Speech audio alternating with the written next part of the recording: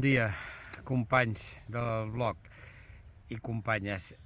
Avui estem a 23 de novembre del 25. Algú veient això que tinc aquí darrere, que és una torre d'alta tensió, ja pot tenir una mica d'idea on estem. Estem a Sentmenat. Sentmenat té una subestació elèctrica, potser la més important de Catalunya. Aquí, quan es crema l'estació, quasi es queda a les fosques mig Barcelona. És molt important i distribueix l'energia que li arriba cap a Sabadell, Terrassa, Badalona, Barcelona, fa tota aquesta part. Aquí veieu un brancal que va a direcció Granollers, aquest que tinc aquí a la meva esquena. Estem enmig de camps. Sentmenat té dos parts. La part de la muntanya, que la tinc a la meva esquerra, que és el Farell i muntanyes baixes de pins, i també té la part de camps, perquè Sentmenat era bàsicament agrícola. Tota la vida de Sentmenat, des del segle XIV, que és quan passen les coses, es va fundar ja amb un domini agrícola, com gairebé tot. Però últimament, amb la industrialització dels voltants del Vallès, ara està entre agrícola i industrial.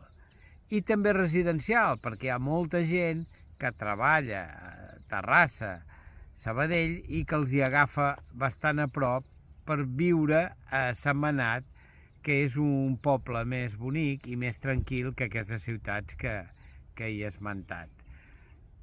Després parlarem de la història. Ara disfrutem una miqueta del paisatge.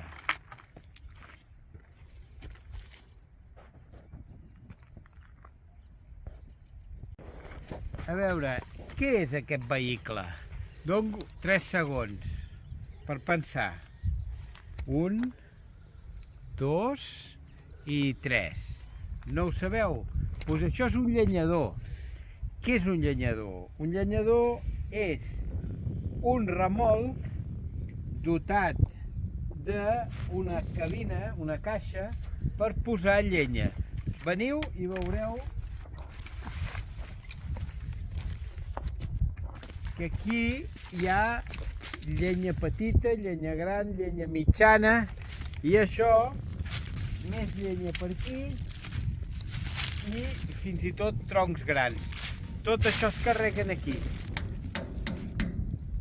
Això és un vehicle especialment dissenyat per carregar llenya, i aquí n'hi ha molta. Es va fent llenya, llenya, llenya, fins anar repelant tota aquesta muntanya. D'aquest tronc se'n diu tronc costellà, perquè és un tronc ideal per fer costelles. S'ha d'esperar, perquè costa una miqueta. És alzina, alzina, però no és massa gran, i llavors permet que en una hora es faci la millor brasa. I se'n diu fusta costellà. Fusta de costellà. Això és per rostir, perquè aquesta va molt bé per fer rostit, que és de pi. I aquesta alzina, pi. Per tió també n'hi ha, Per exemple, aquest es talla per aquí i fa un tió fins aquí. Aquesta és bona també, per escalfar. I aquestes són escalfadores. Això és per deixar-lo tota la tarda cremant i fent brasa per escalfar. I per últim hi ha el sellador. El sellador és per seure, que és aquest tronc. Aquest tronc està dissenyat per seure aquí, i sobretot per mirar obres, com us hem explicat en altres vídeos. Els jubilats necessiten aquesta alçada, que és l'homologada, que fa 48 centímetres d'alt, i això es fa amb tronc de pi pinyoner més concretament, que és el bon seient. Aquest. I aquests ho són també. Passa que aquell no donava la mida i l'han apartat. Aquest sí que és bo. I aquest s'ha de tallar per la meitat i fer que tingui 48.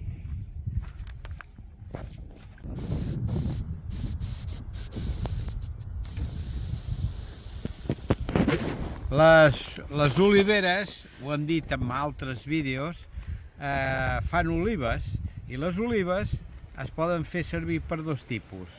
Per oliva de boca, de taula, d'amanida, o oliva per fer oli. L'oliva per fer oli no importa que tingui oruga dintre. Com se sap si és d'un tipus o d'un altre? Mira, es mira i allà on sembla que hi ha un forat, com és aquí, s'apreta i surt una gota del futur oli, que és una emulsió amb aigua, de fet, aquí en l'oliva és una emulsió amb aigua. Doncs això vol dir que té foradet i té inquilino a dintre. Aquesta serviria per fer oli, però no serviria per boca. I aquesta és una olivera que hi ha aquí mig abandonada, que no té cap tractament i per tant està colonitzada, i ja aviat es podria recollir, això, perquè ja estem al temps de recollir-ho. Però per una olivera que ja suelta no val la pena fer res, i aquestes oliveres es perdran. Aquesta és gorda, per exemple, aquesta no té cap oliva. D'aquí tampoc té olives perquè és un roure i no en farà mai d'olives. Un dels problemes que tenen avui dia els pagesos que encara cultiven olives és els robatoris. Fixeu-vos aquesta tanca que hi havia aquí, com ha estat tallada de mala manera, segurament amb unes alicates o amb alguna cisalla, per entrar de mala manera en aquesta finca i molt possiblement robar les olives. Això són oliveres ben cuidades. Aquestes oliveres sí que donen olives, però algú hi ha entrat per aquí, ve al vespre, acosta una furgoneta aquí, comença a picar, s'endú no sé quants quilos i el pagès o l'empresa que s'encarrega de cuidar tot això arriba al dematí i li ha fumut les olives. Segurament no les hi han pres totes, però ja no li surt a compte agafar el 30% de les olives que queden. I és una llàstima. Ens ha cridat l'atenció entre unes adelfes que ja no estan en flor, però que són enormes. Això d'aquí, aquesta caixa, què és aquesta caixa? I ens hem donat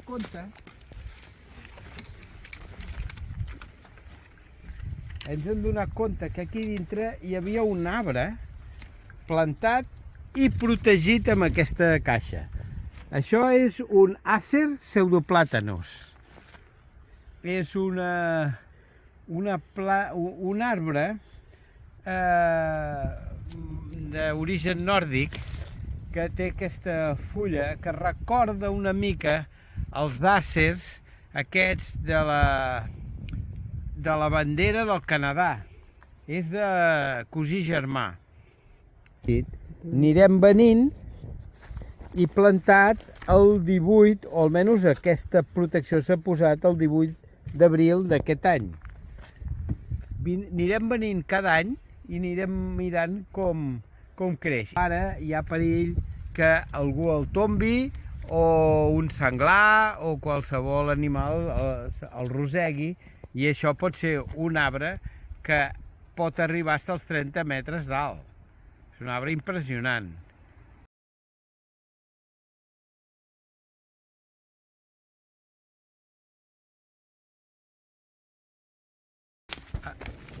Aquest és un Acer saccharinum.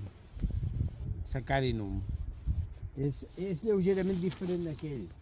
Si us hi fixeu, si us hi fixeu, és més dentat. És un altre cosí germà, tots són cosins germans aquí. Per aquí els boscos de Sentmenat, que fa una mica de fred, perquè clar, com que ara el sol no puja quasi, és tot ombrívol, hem trobat una bifurcació. Cap aquí, a més o menys una hora a peu, hi ha la Torre Roja, que és com un castellet. I cap aquí en diuen la Casa Vermella, o sigui, tot va de color vermell, per aquí. I nosaltres, això és pujada i això és baixada. Com que ara anem cap amunt, o sigui, anem, doncs preferim a l'anada pujar i a la tornada baixar, que no a la inversa. Aquí encara es troben bolets camagrocs, aquí, perquè com que no ha gelat, encara tenim l'esperança de trobar bolets camagrocs. Bueno, un problema que ens hem trobat aquí és que no hi ha marques en els arbres de camí, de sender. I un senderista sense marques està perdut. I ara ens trobem que anem direcció cap amunt, però trobem un camí a l'esquerra, el camí pel que venim, i un altre camí que, si bé ha quedat tallat per aquell arbre que ha caigut, però és un camí que va cap allà. Bueno, escolta, si volem buscar camagrocs hem d'anar cap avall. Anem cap allà, doncs. Vinga. Bé, hem fet uns 5 quilòmetres. Aquí queda reserat, no fa l'aire que fa a la part de vall. És molt bonic això, molt tranquil, no ens hem creuat només que amb una persona. Hem trobat camagrocs, ara estan a la motxilla, ens fa mandra treure'ls perquè han trobat camagrocs i es veu fins al Tibidabo des d'aquí. Bueno, que no és que sigui cap cosa de l'altre món perquè no estem gaire lluny de Barcelona, estem bastant a prop, però i allà baix de tot, entre els arbres, fins i tot es veu el mar per aquí. És un lloc agradable. Veus? Bueno, només afegir que tampoc podem fer molt ni anar molt ràpids perquè estic sortint d'una fascitis plantar. Bueno, dic sortint, tant de bo fos sortint, perquè això s'està allargant molt i quan sembla que ja no em fa mal, em torna a fer mal, unes punxades a sota el pont del peu i ja he fet de tot i no se'n va, i a mi cansat i avui he dit anem a provar, a veure. I, bueno, se'm carrega una miqueta al peu esquerre, però tampoc és insuportable i anem fent, si no, no sortiríem de casa, només veient sèries. Bé, a mi m'agrada llegir molt coses d'història, perquè a qui li agrada una cosa se li queda. M'agradaria explicar-vos de què ve Sentmenat, el nom de Sentmenat. Això són històries maques, però en aquest cas hi ha dues versions. La versió primera és que ve d'una ermita que hi havia del segle XIII en honor d'un sant que es deia Mannat. Mannat es creu que era com un pseudònim, com Manel o així, Sant Mannat, amb dos Ns, Mannat. I el Sant Mannat ve Sentmenat, que és amb E, curiosament, no és amb A, de sant. L'altra història, aquesta és una miqueta més curiosa, és que a l'edat dels romans, quan van passar les legions romanes per aquí, hi havia un nucli que es va fer fort al castell que ara està mig destruït, del Ferrell. I de Roma van encarregar amb un centurió que es deia Cinto Talio, que conquistés això. I va anar i ho va conquistar en un dia. O sigui, es van fer forts durant setmanes o mesos i en un dia ho va conquistar. I des de Roma van dir aquest centurió, que recordem que un centurió mana a 100 soldats, per això és centurió, van dir, sembla que tingués ales, de ràpid que anava aquesta centúria. I d'aquí va venir que li van atorgar els drets de totes aquestes terres en el Cinto Talio. I en l'escut, veureu que a l'escut de Sant Manat hi han 3 ales. Mirarem de posar a l'escut una foto aquí perquè ho vegueu. 3 ales. No 2 ales, perquè van dir que anava tan ràpid que anava més ràpid que un ocell, que en té 2. I amb ell li van posar 3 ales. I des de llavors que a l'escut i la bandera de la ciutat porta 3 ales. Després, posteriorment, li van posar una corona més endavant i tal. Però l'origen, ara, vosaltres escolliu si pot ser Sant Manat del Sant o del Centurió. Ho deixo a la vostra elecció. Jo no hi entro ni surto, jo només llegeixo i em documento. I aquí va.